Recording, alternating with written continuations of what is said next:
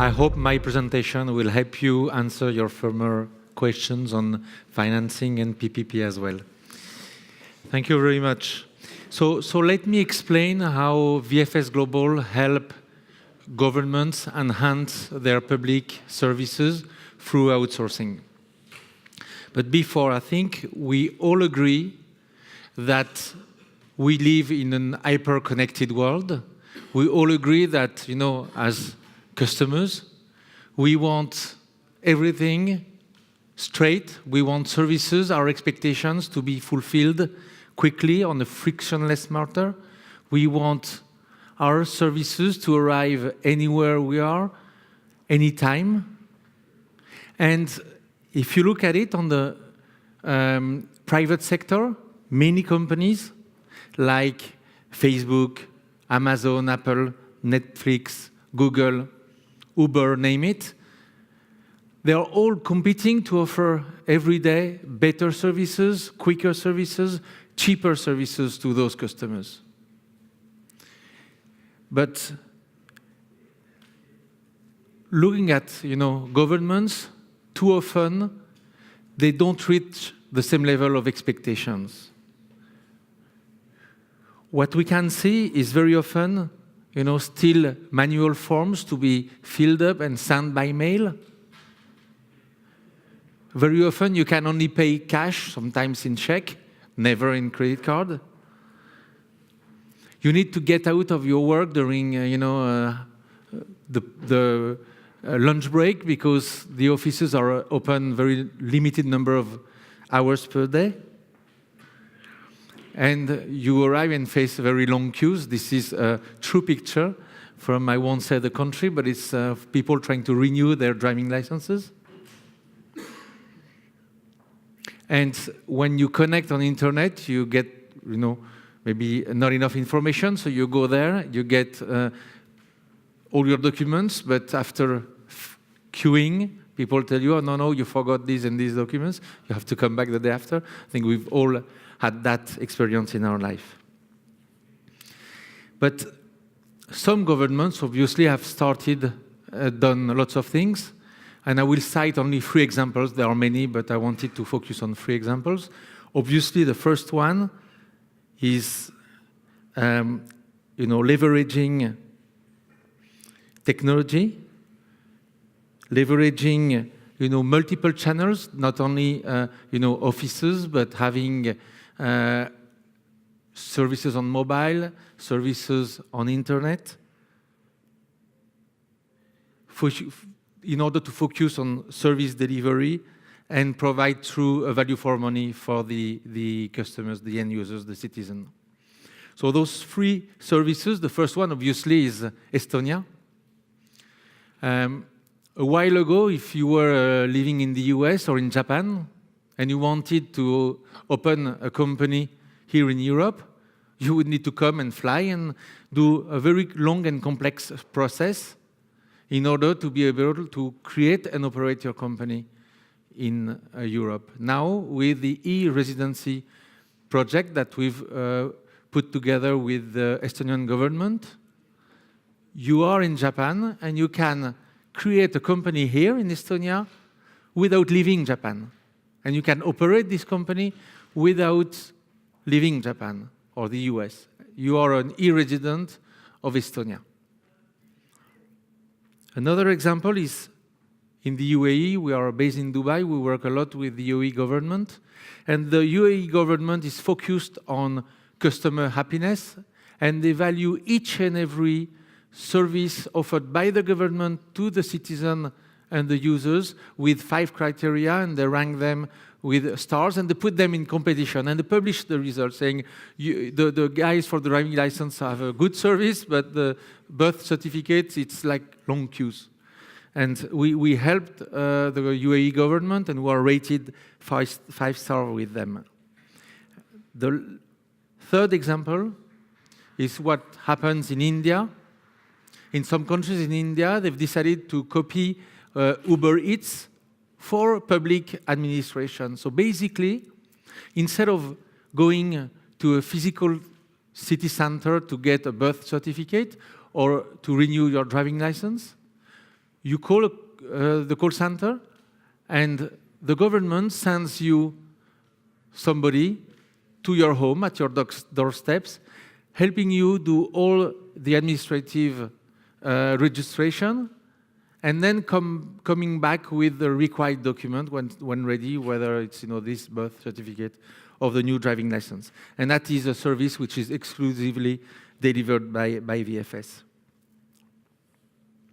But all that starts, I think it was very well expressed yesterday by the President of Estonia at the Q&A. The cornerstone of all the services is to have the right ID, to have a robust ID, an affordable ID for all the citizens. And in order to do that, you need to have the proper registration, biometric enrollment to avoid duplication. You need to that in order to be able to authenticate after citizens when they connect to your services and be able to issue the right documents. And that can be used, as it is here in Estonia, as the ID key to each and every service. So what we know, I think we all know the challenges around registration and enrollment. There are three main challenges. The first one is to make sure that we have the right breeder documents of the right quality, because it's very easy in some countries to get a false birth certificate in order to get a false true passport. So it's very important to focus on the quality of the breeder documents. The second is about data collection to avoid, duplication of data, and that's very often the response that biometric data brings. And the third one is once you've put that in a database, then of course you need to make sure that there is no hacking possible, that it is compliant with all the different legislation, GDPR and more. So, how can that work?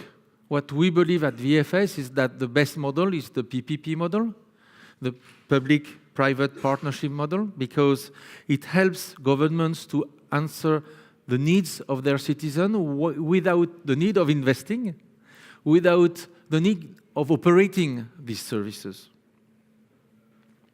So what do we do at VFS?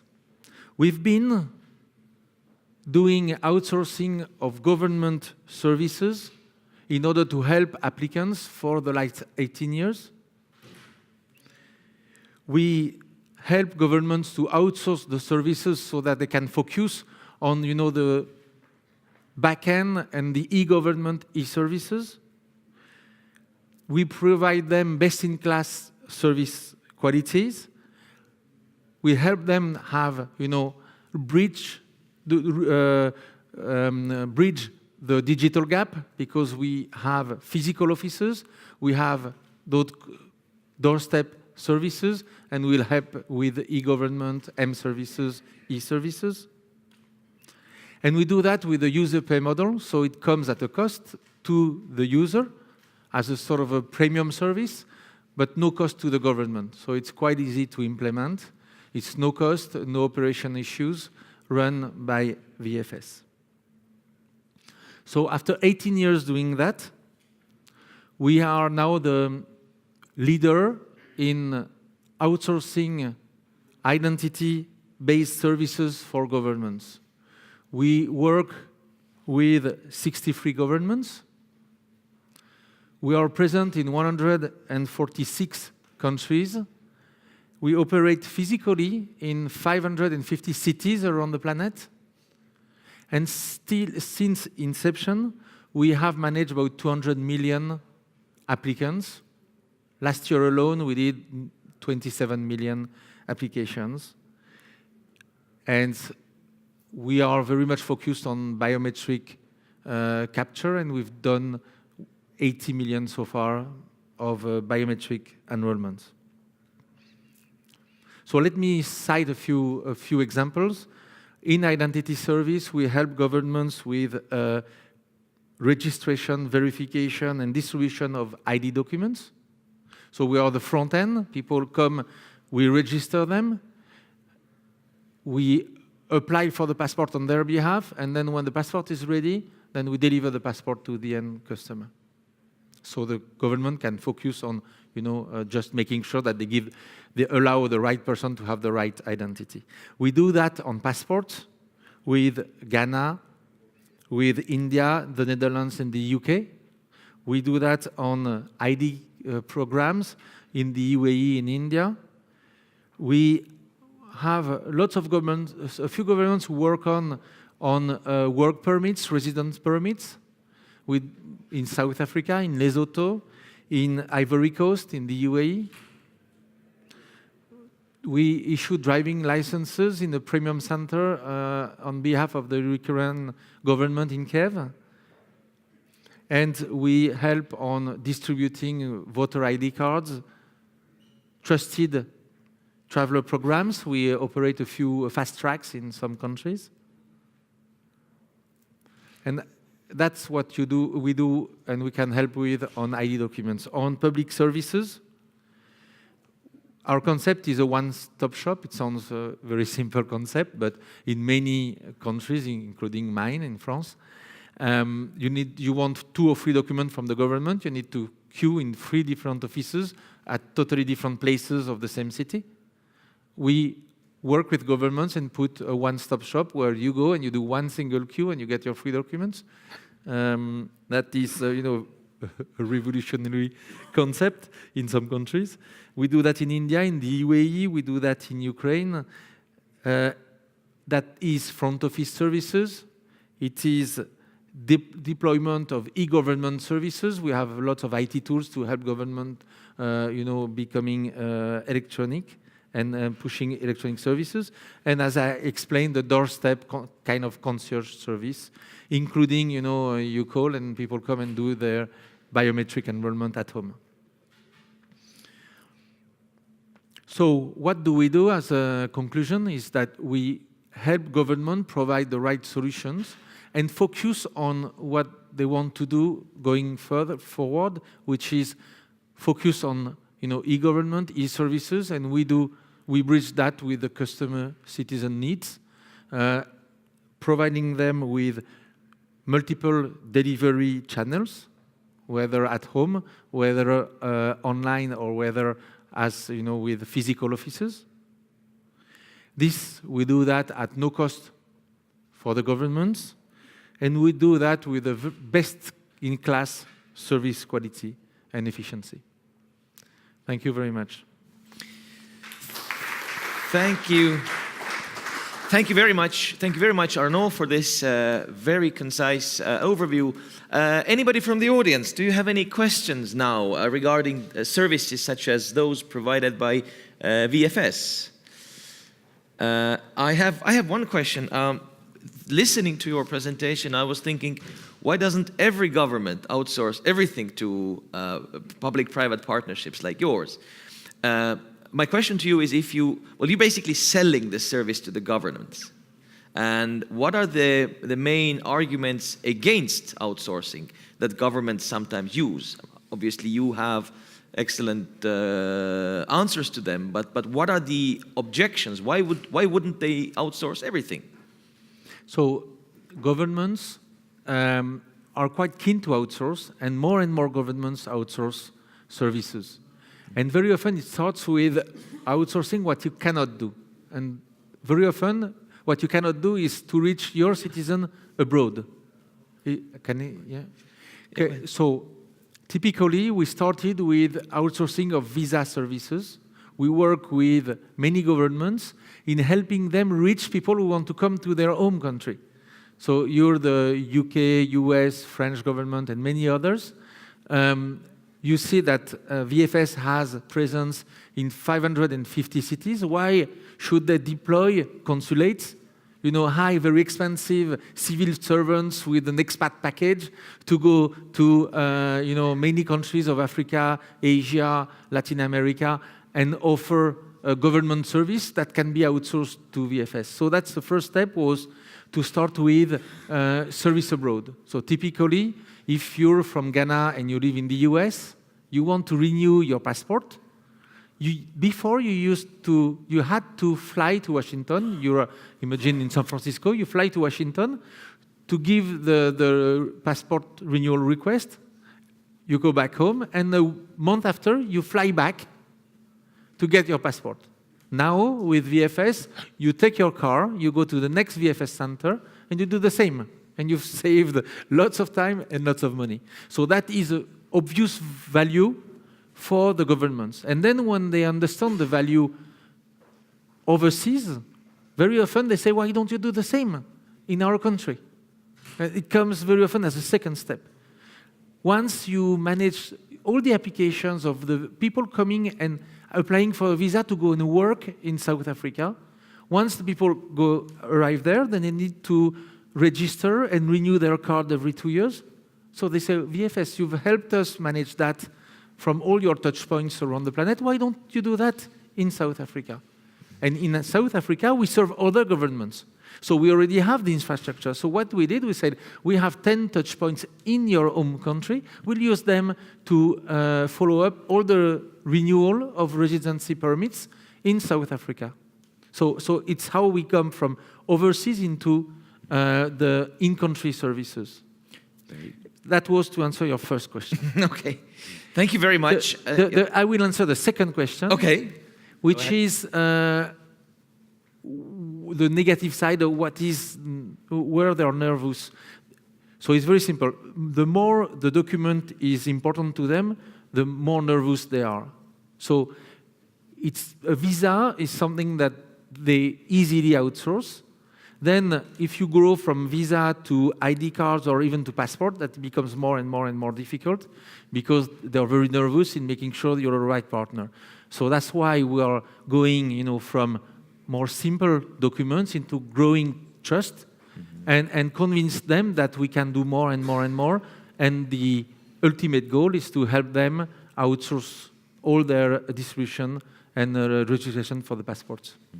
Thank you. So indeed, it is a question of trust. And as always with ID, the trust issue comes in as a very high priority. Obviously, as time goes by, trust develops, then also the possibilities for governments to outsource increase. There was a question for the gentleman. Could you please ask the question, then I'll just repeat it, because otherwise the translators...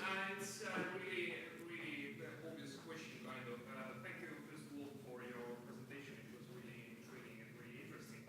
Question would be from the central government perspective that if services provision is outsourced to you, then how to avoid a kind of a vendor lock-in which might appear after running the service through your services for a certain amount of time, let's say 5 years or period or something like this, let's say, I don't know, business registry front end or anything like this, that how that if for some reason the services are not anymore required by the central government, or they would like to change the vendor, how it would happen, and how tough is the competition for your company at the moment, that to face competition only from central governments, in a sense that the governments are providing front office services, but do you have also competition from the private sector, that actually the central governments have choice to change the vendor for them if they please? Have you faced these situations, and what is the answer, or what is the solution to avoid vendor lock-in from central government point of view? Thank you. Sure. So some governments decide to go straight through multi-vendor. So they say we will award 2 or 3 for vendors, and we'll give them different areas of expertise, kind of documents, and or geographical areas. For example, in Nigeria, the Nigerian government just issued an expression of interest for registering the 180 million people they have on an ID database. They got 327 answers. Quite impressive, and they will select maybe 10 different partners. Second, they give you, a contract, which normally is about 5 years, and after you can renew that if and when you have the right level of service. And obviously, there are some very tight SLAs, so if you don't deliver the right service, then you're out of your contract. And very often, the service is not only the quality of the service, but the capability to deploy in more and more cities in a given country. So they have all these mechanisms. Governments are very careful in doing things right. And very often they are helped by the best consultants of the planet who have done that many times. So it's a kind of a classical business plan for them and process for the consultants. Now on competition, we have two kinds of competition. People who can have an international reach like us. But I would say that we are, I think we manage about 50% of the outsourced visas worldwide. So the second next is like 6 times smaller than us. So we have some kind of international competition, but maybe not that strong. But there is lots of local competition. So if you look Nigeria, the vast majority of these 300 plus companies are local companies and tying maybe with people like us to get a sort of an international capability for Nigerian outside of Nigeria.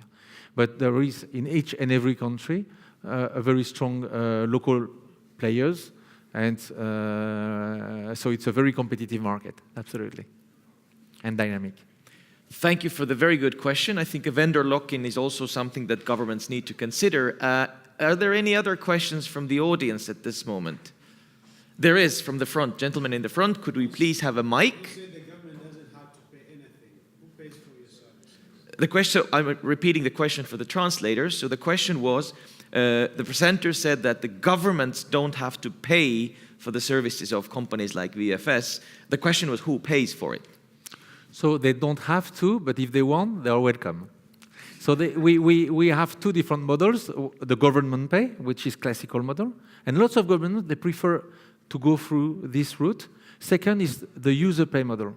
So we get, PPP is quite classical, we get 5 years concession, we create the infrastructure, we recruit and train the people, we put all the IT in place, we connect to the back end of the government, at no cost to the government, and the service is given to the citizen or the resident at a cost. So when we negotiate with the government, normally through an RFP, there is a price point for services and for the documents. So if you, and it's clearly identified, the fee to the end user plus the cost of the proper document from the government. And that is collected by us, and it's, we pay back the cost of the document to the government. That is the user pay model.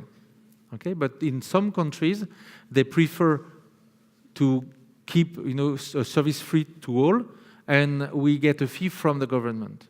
And you have some hybrids model as well, where that's what we do in Ghana. In Ghana, we have premium passport service centers, so it's kind of fast track. So you're in Accra, you have a trip next week, you go to VFS center, you get the passport in 1 week at a cost to you. If you have more time, you go to a normal government agency, it's free of charge, and it may take 3-4 weeks to get the passport. So, and depending on the countries, on the need of the governments, we can adapt the business models. Thank you very much. I think there was a question there. Yes, please. I've been very short in my presentation. So I know, you have credit. Time credit. Thank you very much. My question is basically, you deal with a lot of citizen data. Who owns that data, or where does the data reside? And if you lose a contract, do you hand over the data to government? How does that thing work? Thank you. This is a very, very important question. We do not own any data. We connect on a secured way to the government database, the civil registry, for example. When we register fingerprints, they go straight to the government. They are normally validated by the government, checked against lots of different databases before they issue an ID document. Very often, these databases, as you know, are connected between countries. We have the obligation to clean the database every day. So whatever data we've captured, once validated that the government has received it, it's cleaned. And all that is compliant with all the different regulations. And there are, each and every government have security audit of our premises. And some governments, like the US government, asks the FBI to do some security audits. So lots of local, security agencies of the government make sure that we don't own any data, we don't keep any data. Very important point. Very good. Thank you very much, Arnaud. It was a great pleasure. For the pleasure. And of course, please don't leave.